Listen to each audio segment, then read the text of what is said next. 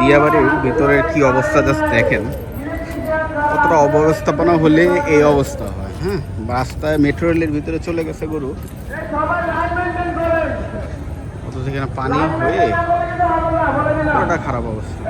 অব্যবস্থাপনা আসলে আসলে কারেন্ট না থাকার কারণে আসলে এই যে অব্যবস্থাপনা, এই যে এবং যারা গরু নিয়ে আসছে এবং তারা যে এক ধরনের বিপদের মধ্যে সম্মুখীন, এই যে পানি দেখেন এমন পরিমাণে পানি, হাঁটু পানি, যার কারণে হচ্ছে পানি যেতে পারছে না। তো যার কারণে হচ্ছে যে সব গরু মোটামুটি বাহিরে চলে গেছে, যার জন্য হচ্ছে ট্রাক বাহিরে থেকে বের হইতে পারতেছে। ধরনের যে আসলে কোনো সহযোগিতা না থাকাটা, এটা আসলে গরুর কীটনাশকের দামটাকে অন্যরকম পর্যায়ে নিয়ে যাচ্ছে। তাদের গোখাদ্য নষ্ট হওয়াটা এবং হচ্ছে যে তাদের জন্য যে হ্যাসেল হওয়াটা, এটাও পুরোপুরি এগুলোর জন্য একটা দায়ী হিসেবে আমি মনে করতেছি।